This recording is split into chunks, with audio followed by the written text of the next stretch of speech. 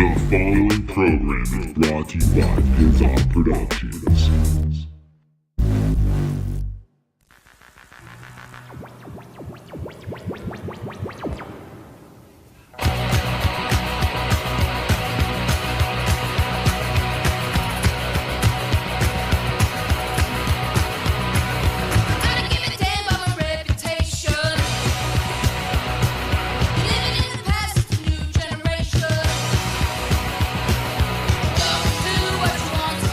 What it is, ladies and gentlemen, welcome to an all-new episode of the Totally Necessary Wrestling Podcast. I'm your host, Kevin Porter. What's up, guys? How's it fucking going, dude? Dude, we are back to cover the week that was professional wrestling, guys. And I don't know about you, man, but I hit the snooze button a couple times this week. Dude, I didn't necessarily think this week of professional wrestling was all that entertaining, outside of at least 1-2 matches, which we will get to those here shortly. Yeah. All right, guys. Yeah, so I guess we might as well just go ahead and jump right into it, guys. I mean, that's the reason you're fucking here, right? To hear what Kevin Porter has to say about WWE television and Ring of Honor television, guys, as we gear up closer to the Survivor Series that takes place not this Sunday, but the following Sunday. So that weekend's going to be a very fucking busy weekend, guys. You're going to get a podcast from us on a Friday, Saturday, and a fucking Sunday, dude, because guess what? It's going to be our first actual coverage of an NXT takeover event, which we have Takeover Los Angeles War Games, bitch, taking place next Saturday, not this Saturday, but the following Saturday, down there at the Staples Center in Los Angeles. So any of you people out there in Los Angeles, dude, I would totally buy a ticket. If I was going to pick and choose, I would totally go to this show, dude. This is definitely going to be a fun fucking card. And even the Survivor Series, even though they're getting a very weak ass fucking, and that just says how much, with the amount of fucking television these motherfuckers are pushing,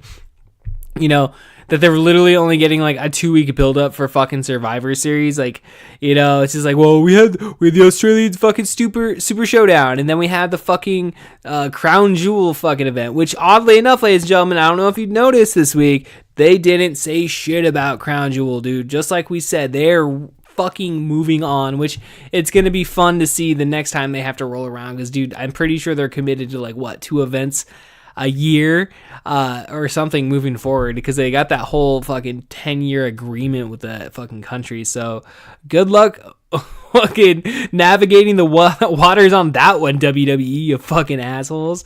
So yeah, let's go ahead and kick off fucking Monday Night Raw. It took place November the 5th, guys. WWE was in the United Kingdom this week. I guess they were in Manchester. Don't know why I don't know. I'm not very well versed in the region up there in the United Kingdom, so forgive me, but you'd think they'd go to you'd think London would be the big town to go to, but I know they're going to London. But Manchester, you guys getting your yearly Raws in, dude. Good for you, man. That's like, if like WWE just showed up, like, what, you're their Los Angeles to London being the New York. I don't fucking know how that works, man. Is that a good analogy? Kevin Porter, you're fucking stupid. Shut the fuck up. So anyways, so we come off hot off the heels of Crown Jewel the Friday previously. We see that Baron Corbin comes out and basically addresses the entire WWE locker room as everybody was standing on the stage as the show opened. Corbin basically announced that Dolph Ziggler and Drew McIntyre and Strowman would all be members of Team Raw for the 5-on-5 Survivor Series showdown between Smackdown, which, in a little bit of an off note, I'm kind of enjoying the build-up, even though with it only being a very limited amount, with the Ronda Rousey, Becky Lynch, which we'll get to that here in a moment, but the build up for that's been fucking sweet. And now that they're promoting the event a little bit further, and we're seeing what the matches are going to be. I mean, we're going to get to see Shinsuke Nakamura take on fucking Seth Rollins, dude. I mean, that's a pretty sweet fucking match right there. So hopefully that steals the fucking show. But get back to the opening segment of Monday Night Raw. Ultimately, Kurt Angle, who played a very big role on Monday Night Raw, did make his entrance after how the fuck did it go down? It was not to like be all over the place here. Yeah, Alexa Bliss was also announced as the fucking captain. She actually works pretty good in that role. It kind of seemed pretty like the shoe fit very fucking well with Alexa Bliss just taking on that speaking role, which I guess, apparently she's still hurt. She has a fucking concussion. So, here she is, just playing manager at this fucking point. So, Kurt Angle did arrive. He basically challenged Baron Corbin to a match for the captain role of the team Raw or whatever. Which he made mention, I believe, during this segment about how like he led Team Raw to victory last year. I'm pretty sure he got punked out by Triple H, didn't he? And looked like a little fucking bitch at the end of that fucking match. But it was still fun. I mean, I guess. I don't know. I kind of remember walking out of Survivor Series last year with a pretty sour fucking taste on my mouth. They never paid off that Triple H fucking Braun Strowman spot that they did. Yeah, because, Braun Strowman fucking... Yeah, okay. Whatever, dude. We're going off on tangents we don't need to be going off on right now. We need to stay... and walk the fucking fine line here, ladies and gentlemen. So ultimately, we did see Braun Strowman arrive and basically, dude, fucking booted the shit out of that security guard there, dude. Took him fucking out. I don't know. I like not Baron Corbin, but I like fucking Braun Strowman. So I like the whole, I'm gonna come through and just like beat, get my hand. He's gonna, Baron Corbin's gonna get these fucking hands or whatever. So that's pretty fucking sweet, dude. I thought it was a decent opening segment. Promotes the Survivor Series. Gets the fucking ball rolling there. And I guess we get our yearly Smackdown versus Raw competitiveness, which that competitiveness is never there year round or anything like that. So here we are, guys. We saw in our first match the Riot Squad taking on Natalya, Sasha Banks, and Bayley. I thought this was the fucking worst, dude. This is so fucking bad. Fucking no contest finish or whatever when Natalya, breaks down over, Ruby Riott snapping the sunglasses of her father. While I can appreciate, the fact that, it's real emotions that she was showing on Monday Night Raw. I mean, that was real. I suppose she just let loose in regards, because obviously that's a very fresh situation that played out in Natalya's life and whatnot. You can just tell by the crowd, though. You guys out there in Manchester just totally fucking didn't know exactly what was going on, because again, they didn't necessarily give you a finish. There was no count out. The crowd fucking counted them out, dude. That was the best. But well, albeit, this being a real life situation, does it really gain that much more heat for the Riot Squad? Not necessarily, in my opinion. I guess it does, but do I really care about it? No, not fucking really. Apparently, Sasha Banks and Bayley are really good friends as they consoled Natalya on the ground, and I believe they may have gone to commercial break after that. I don't know. I didn't really pay too much attention, and initially, I did not fucking enjoy it that much. And something I definitely did not see was Jinder Mahal taking on Apollo Crews, ladies and gentlemen. Crews getting another week on WWE television. Jinder Mahal also getting another week on WWE television. It's what it is, guys. Last year, this time of the year, on this tour, right? This time last year, fucking Jinder Mahal was dropping the WWE Championship to AJ Styles over there on SmackDown. 1 year later, he is jobbing out to fucking Apollo Crews. So, way to go, Jinder. He's getting those paychecks, dude. Dude's still fucking ripped. Fucking, whatever, dude. He's making money, dude. That's all that matters. It's all that matters, dude. They sold their soul to Vince McMahon. So in probably one of the more newsworthy segments on this, we saw Seth Rollins and Dean Ambrose technically taking on the Authors of Pain in a Raw Tag Team Titles match. So we got new tag champs, guys. We got fucking the Authors of Pain winning the tag titles, and essentially, obviously, which was a handicap match here with Seth Rollins. Dude, Seth Rollins is the fucking man, dude. If you're a fan of professional wrestling, you're a watcher, if you're a regular viewer of WWE television every week, dude, Seth Rollins is the fucking man, dude. Like, he's the fucking workhorse of that show. So, just, again, seeing a solid, fun performance. I enjoyed the match. I thought it was well done. And then afterwards with Dean Ambrose coming out and fucking, taking fucking out Rollins again. I loved it. Guys. I'm definitely loving the slow burn on Dean Ambrose and Seth Rollins. So, again, we're getting the Seth Rollins Shinsuke Nakamura U.S. Championship match. What the fuck, man? I'm a little high, guys. I'm not gonna lie. I've been smoking a little bit of hash. I did some fucking we did some dry sift fucking rosin here recently, so I've been smoking on that. And that fucking, oh my gosh, dude. Legal, I should say. That it's very legal here. Like, I don't know, guys. We're not going to get into Washington state law here, guys. But, again, yeah, dude, I'm totally enjoying the slow burn on this one. So, definitely we will see what happens. And hopefully we'll get a good match at Survivor Series there.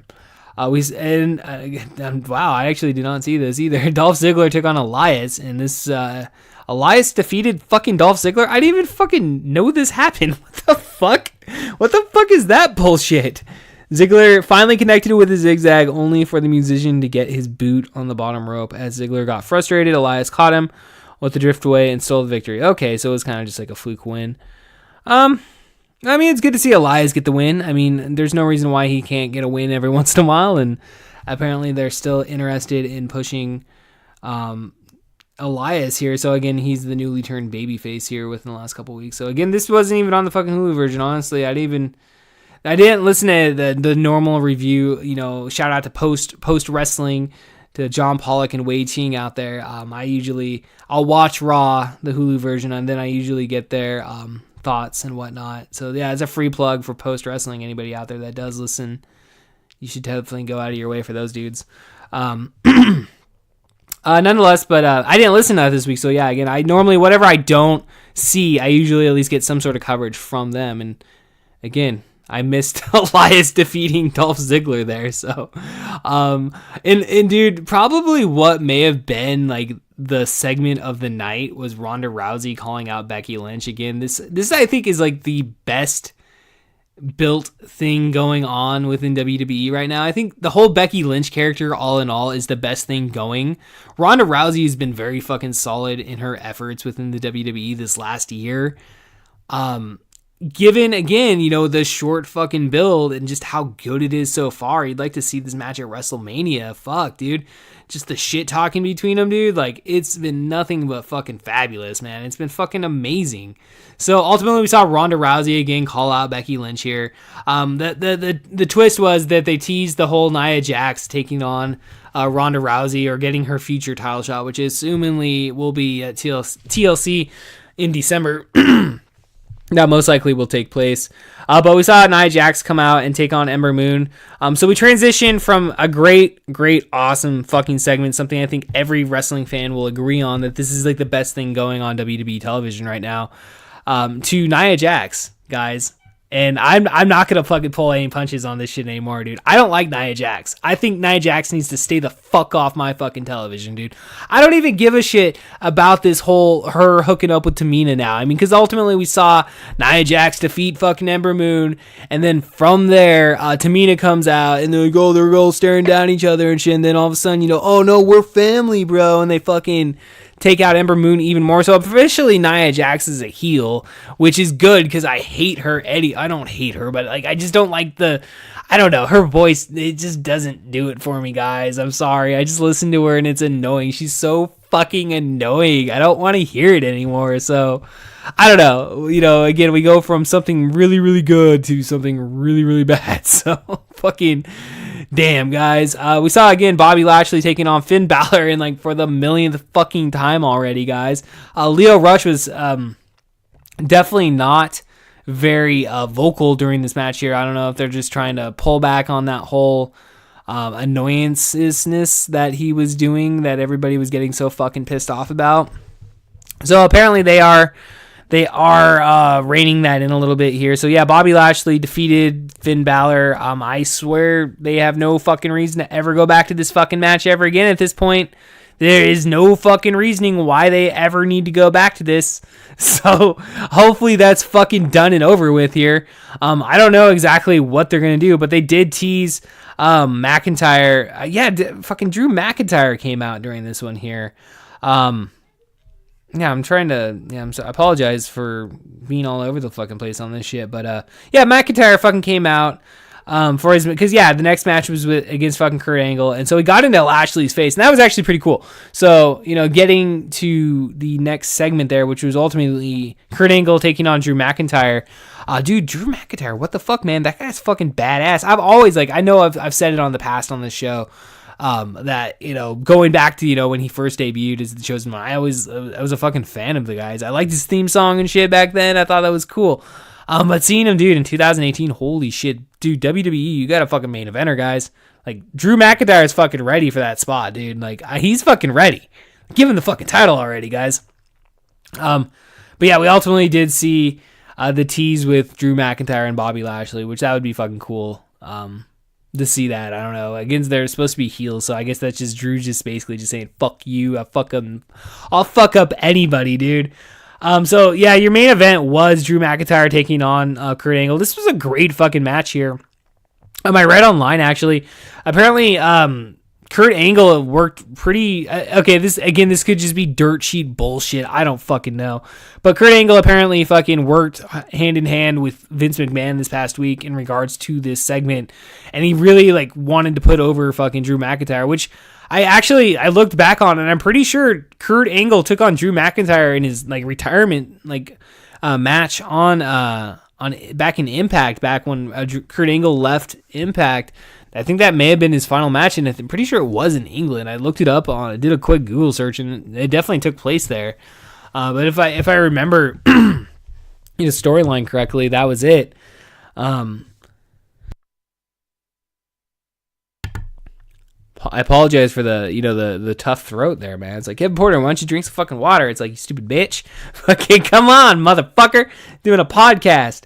So this is a fun fucking segment, dude. It definitely puts Drew McIntyre over fucking, Red Rover, brotherfuckers. Dude, over Red Rover. Where the fuck does that come from? That is the stupidest fucking whatever. So, dude, totally. I'm down with Drew McIntyre getting a main event push here. Kurt Angle looked good for his age. So, no complaints there, guys. I'm interested to see what happens next week. I don't know where they're going on with this Kurt Angle thing, but hopefully they keep going down the road here with Kurt Angle doing something, dude. I like seeing Kurt Angle on TV more prominently and in matches. If they're willing to put him in the ring, dude, I'm more than happy to watch Kurt Angle match, dude. Dude, fucking love Kurt Angle. So let's go ahead and transition over to fucking WWE Smackdown, bitches. We did see the show open up with Shane McMahon and Paige. Basically, Shane McMahon did a little pose off with the whole fucking, best in the world thing. Which, again, you go back to your fucking dirt sheet bullshit on the review of the Crown Jewel fucking event. I totally shat. I think as most people shat all over fucking Shane McMahon winning that. And it was I guess we'll have to take the wait and see approach. And again, if you read the dirt sheets, they made mention apparently this was the plan all along, that for Shane McMahon to win this fucking event, which is kind of just what the fuck, WWE, fuck you and your shitty fucking planning on that. So eventually that's gonna lead to a fucking heel turn for Shane McMahon, which great. I don't really care. I don't really give a shit if Shane McMahon's a heel or a face.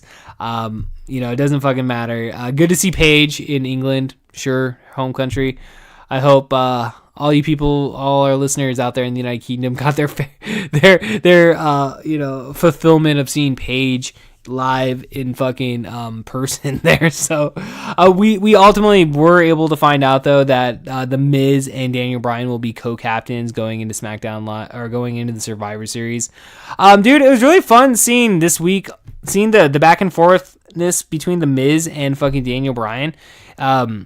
Albeit how I kind of feel like Daniel Bryan I don't know if they've dropped the ball with him or not, but I don't know exactly what you're expecting, but I guess he's just a regular member of the roster now. That's just where he is. But we'll just go based on this week or whatever. I'm not even gonna give you a fucking full analysis going back to him coming back at WrestleMania this year or anything like that. But nonetheless, this segment here with Daniel Bryan and the Miz was definitely enjoyable, and everything in throughout the whole night with them, dude, was very fucking enjoyable. All the backstage segments. were very fun. We saw the Usos taking on the fucking New Day. This was, again, the Usos taking on the New Day. It's always going to be a good fucking match. Big E's fucking crazy as fuck, dude. How he does those spears through the fucking ropes, I don't fucking know, dude. Like, he landed pretty fucking... They never landed too gnarly or anything on, like, one, but there was one he, like, landed on his back or some shit. I don't know. It was a good match. I mean, this was for the captain, to be the captain of the tag team Survivor. I think they did this last year, where they put all the tag teams into a Survivor Series match, and it's like 10 on 10 or some shit. So that'll be fun. I mean, it's just another way of getting everybody on TV, but like, ultimately the Usos became captains, which is good to see, because again, they haven't really been used very much on TV outside of the whole, Daniel Bryan, AJ Styles matches here recently. But again, it's good to see the Usos on television here, because I'm fans of all... I'm fans of all these guys. Again, like, I don't necessarily like the New Day too much, but at least on this day, I liked them. On this day when I'm watching this here, I didn't like complain too much. It was a fun segment here. We saw the Becky Lynch rebuttal to Ronda Rousey from Monday night here, dude. Again, like, I already gave my kind of my thoughts leading into this year. The back and forth segments that each have had in regards to promos have been money, and the best parts of each show at least the last 2 weeks here. Apparently we saw the main roster debut of Nikki Cross debuting with her fellow companions Sanity, being Killian Dane, Eric Young, and Alexander Wolf. Pretty cool seeing fucking Nikki Cross make her main roster debut. I mean, if we've been listening to any of our fucking shows over the past couple, months here, I've had nothing but praise over Nikki Cross in her storyline with in NXT involvement, with her involvement regarding the Aleister Black fucking Johnny Gargano fucking feud that's going on. So dude, definitely well deserved to see Nikki Cross. I don't necessarily again seeing her, much like Sanity coming up. It's like, hopefully she does something, you just happy she's getting she's getting paid, and she has a spot on the main roster, I suppose. I mean, sometimes you got to look at it that sense. It's like, you got to put money away. You got to get ready for that day when you can't do this anymore. So on that sense, it's nice to see her on there, and hopefully we see more fucking Sanity. I mean, I'm a fan of all three of those guys, dude. Sanity is so under fucking utilized. Fucking jeez, SmackDown. Get your shit together. Fucking Paige, Shane McMahon, book fucking Sanity, you sons of bitches. Fuck. So we did see Lynch defeat Cross here, which was definitely very expected, but it was a fun match, dude. Like, I thought the matches that we saw on SmackDown, I think SmackDown was definitely the better show between the two of them, and kind of getting to where I was talking about at the beginning of the show, matches that I really enjoyed and would go out of my way to recommend this week. Fucking Rey Mysterio taking on Andrade Cien Almas. Dude, this was definitely, to me, like, definitely match of the week in terms of all the matches that were featured on television throughout all wrestling shows this week. This was just a fun fucking match. And dude, like, I was kind of hoping this would be like a longer feud that they were going to develop, but like, just seeing it as a one-off match, like, on SmackDown, because obviously they can always revisit this. This was, dude, like, Rey Mysterio's best fucking outing since coming back, dude. Rey Mysterio has been fucking money this whole entire time, dude. He's in fucking shape, dude. He's gotten himself fucking, his health is fucking great, dude. He's moving awesome. I mean, those last couple of years you saw him in WWE, and you could definitely just tell, like, going through the motions just because the pain in them, just after all those years catching up to him. I mean, it's understandable.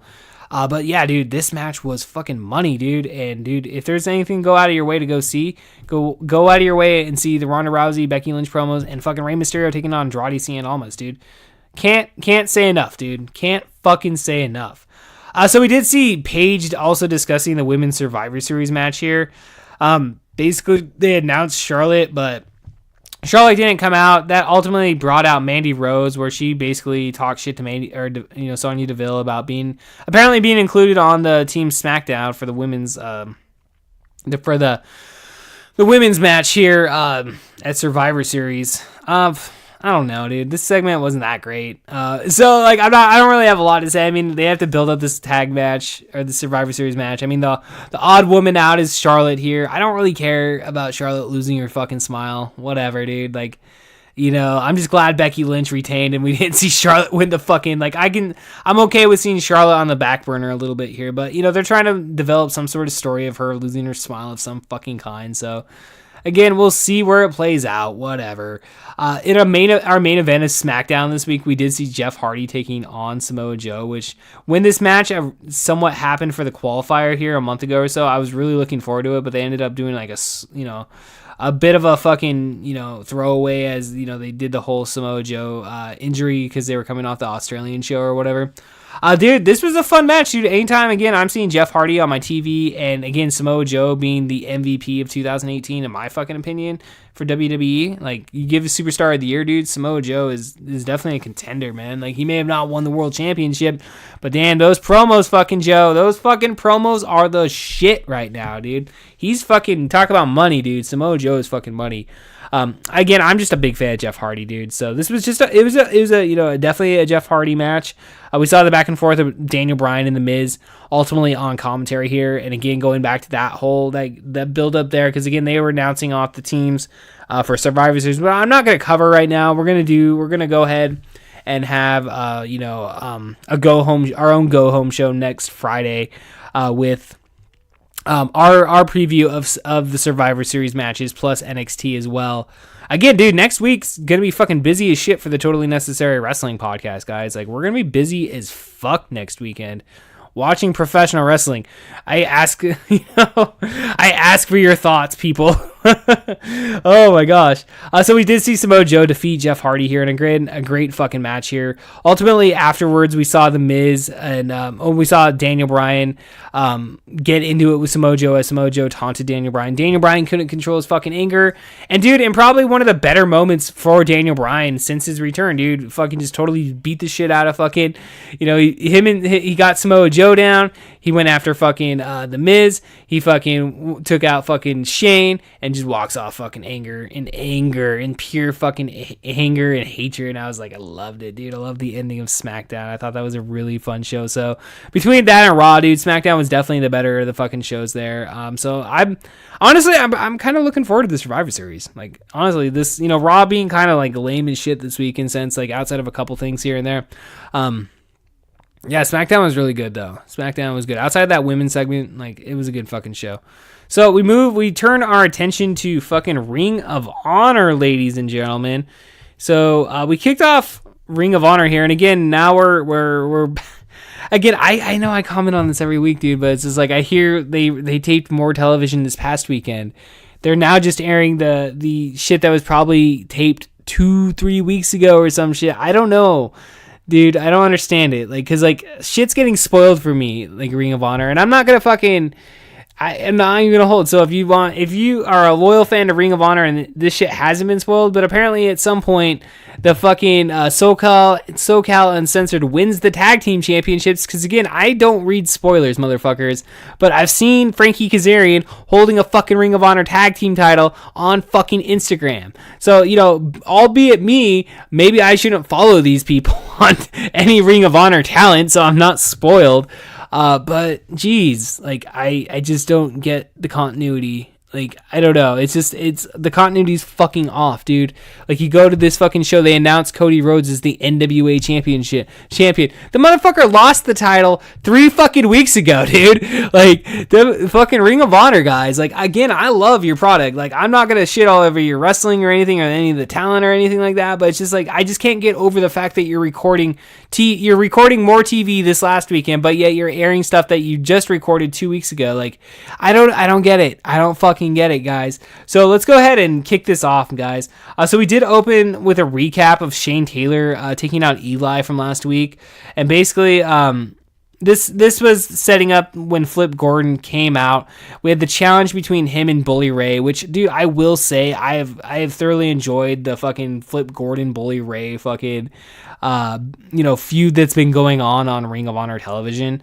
Dude, because Bully Ray, dude, even again in 2018, dude, fucking money on that fucking microphone, ladies and gentlemen. So we actually opened the show here because it was announced last week that we would see Silas Young taking on a wrestler of Flip Gordon's choice regarding the situation, regarding basically if whoever won, the other whether it be Bully Ray or Flip Gordon would have the chance to do whatever they want to the other fucking wrestler. So when it comes to situations like that, they definitely are able to choose to do whatever, I guess. I don't fucking know. So because I mean, automatically kind of think, oh man, you could do some fucked up shit with that, but ultimately it's just fucking professional wrestling here. Which we saw Bully Ray come out. Him and fucking Silas Young waited for the announcement, which they thought maybe that fucking Flip Gordon was gonna announce Colt Cabana as his, because I guess that was kind of like it's gonna be Colt Cabana because that's was the feature tag team match at the last pay-per-view. But here we are, and which obviously that was just a tease. And we saw the Sandman make his return to Philadelphia there at the ECW arena to take on Silas Young here. So this was, it was a pretty fun match here. I enjoyed, Sandman 2018. I don't know if I'm going to need to see Sandman on my TV every single week, but dude, seeing him on a random Ring of Honor TV episode, it was fun, dude. It was definitely fun seeing the Sandman. You could definitely tell he's been drinking a lot of Budweiser and smoking a lot of cigarettes based on the shape of that gut that he fucking had. But hey, him and Cassius Ohno have something in common. All right, guys. So ultimately the Sandman lost, and we saw Silas Young pick up the win here. So yeah, it's a pick your punishment match here. So basically Bully Ray was able to choose, in homage, I would assume, to ECW with Tommy Dreamer getting the caning from the Sandman, ironically, back in 95 or 96 or whatever the fuck that was, historically in the ECW arena, where basically Tommy Dreamer became a household name that day with the amount of fucking ass whooping he took from that fucking Singapore cane to the back. And, thank you, sir, may I have another? That whole fucking, situation that occurred then. But we saw basically that play out with Bully Ray and Flip Gordon. I thought they did a really good job with this here, guys. They censored it. They didn't show us all of the footage, as I would assume Flip Gordon got pretty fucked up from those fucking shots. But it was I really enjoyed the locker room spilling out and being paying the seriousness to the situation here. I really enjoyed Cody getting in the ring and teasing that he was going to take on fucking Bully Ray to help fucking Flip, but Flip being the man that fucking Flip Gordon fucking is, he took it like a man. And ultimately though, we saw Bully Ray do the heel thing and drop down and low blow fucking Flip Gordon before they hit 10, because it was 10 cane shots, and we saw him fucking hightail out of there. But I don't know. I imagine they're still going to continue this down the way. It was fun, dude. I thoroughly enjoyed this fucking segment. I thought this was really, and dude, yeah, definitely go out of your way for that, dude. If there's another thing I can recommend, go out of your way to fucking watch this shit this week on Ring of Honor. We saw the Women of Honor World Champions Sumi Sakai and Madison Rayne and Jenny Rose taking on the Gatekeeper, Kelly Klein, Dr. Britt Baker, and Karen Q. This was, dude, just a standard TV match. It's good to see all these women being featured. It's good to see the Women of Honor being featured again. They only have a 1 hour show every week there, so it's hard to get everybody on, which I like that again, going to that whole, less is more fucking mentality. So it was good to see all these women on here. Rose, Sakai, and Rayne ultimately won in 6 minutes and 42 seconds here. So yeah, it was pretty fun here. We did see also the Kingdom filming a promo from earlier in the day there, where they were in a darkened arena. Vinny Marseglia was under the ring, and TK O'Ryan sat on the apron, so Matt Tavern stood in the ring. Basically, they sent a warning to Jay Lethal, which they're setting up for next week, which is Jay Lethal, Jonathan Gresham, and I think they said another mystery, because the Sandman is the mystery this week. Well, we have another mystery next week. To see who's teaming up as they progress this whole Kingdom Jay Lethal storyline that I assume is going to be happening at Final Battle. I saw some spoilers, which I assume was from this week's last week's television tapings. So they do have some announcements in regards to Final Battle coming up here. I think in December is when that happens. So it's exciting to see that. Hopefully that card shapes up here soon and whatnot. In the main event, we did see the American Nightmare Cody Rhodes taking on Kenny King here. This is obviously a continuation of the whole Kenny King beats the shit out of the Bullet Club, which again, continuity, coming off the Jericho Cruise, they're not the fucking Bullet Club anymore. They are the Elite, dude. And by far, I will just say, dude, the Elite are my favorite things about professional wrestling, dude. I watch the Elite every fucking week, dude. I don't, cover it obviously because it's I'm not gonna give you every week. I enjoy it. I'm entertained by their shows. Dude, that Halloween special, go out of your way to go fucking see that. It's some of the best shit ever, dude. Cody is fucking funny as fuck, dude. I love Cody. I think Cody is fucking, dude. That dude, fucking, you talk about Drew McIntyre being ready to be a fucking main eventer, dude. That's your fucking WrestleMania main eventer, dude. Cody Rhodes, dude. Motherfucking Cody Rhodes, dude. So ultimately, we saw Cody win by disqualification here, as basically was a pretty serviceable fucking match here. Again, they announced Cody is your NWA World Champion at the beginning, which, again, your continuity bullshit and a fucking Ring of Honor. Come on, guys. So yeah, this is basically setting Kenny King as, you know, a straight up fucking heel here. Jay Lethal was on commentary actually during this match here and actually came out, and they were setting up apparently a match that Jay Lethal and Kenny King were going to be having in Toronto. I believe this actually takes place on this Sunday if you're actually listening to us on the 9th of November. So that match is taking place. I don't know if that's on their fucking Honor Club VIP, because I know they do a lot of events on there. So again, like, that's their more like, you know, up to date, you know, type shit. I don't fucking know how it works, you know, whatever, guys. I don't have the Honor Club fucking subscription, so we don't get to see those shows, unfortunately, on the Totally Necessary Wrestling Podcast. We only get to watch their free weekly television show. But, dude, again, it's good to see fucking, you know, Kenny King getting a solid fucking run here. Again, we predicted a couple weeks ago, you know, that they're building Kenny King for a world title shot, which he's getting in Toronto. I don't think Kenny King's dropping the title, or Kenny King's winning the title anytime soon, but it's good to see that, you know, he's definitely being featured and whatnot. And Jay Lethal's fucking the shit. I love you, Jay Lethal, too, dude. He's so fucking fun. But fucking Black Machismo, guys. I love that shit. So next week we will be seeing Jeff Cobb taking on Shane Taylor, and the Kingdom taking on Jay Lethal, Jonathan Gresham, and a mystery partner. So, ladies and gentlemen, that was Ring of Honor television this week. Oh my gosh. So jumping right into our final show of the week, guys, we had fucking WWE NXT TV this week. This was a pretty good show, I thought, actually. They're ultimately building up to NXT War Games, which again takes place a week from Saturday. Again, join us for our recap show, you know, next Saturday for that. But we saw NXT television kick off with Heavy Machinery taking on the Forgotten Sons, which we have seen in the, you know, within the last couple weeks. The Forgotten Sons getting somewhat of a push over some, you know, the enhancement talent there on NXT TV. So this is kind of their first. I wouldn't say first, but, you know, it's definitely, it was a featured match here. Ultimately, Heavy Machinery got the win here. I like Heavy Machinery, you know. Each time, you know, that the couple weeks back when we saw them in that whole segment with Tommaso Ciampa, going back to them in the whole, you know, parking lot segment with Ciampa and shit, and setting up that match with, I believe it was Tucker Knight. That could have been Otis Dosovic. I think it was Otis Dosovic. I think he's kind of the bigger guy with the, you know, smaller. Yeah, he's kind of the bigger guy. I like him. I don't know. I don't necessarily like the name, but I like him.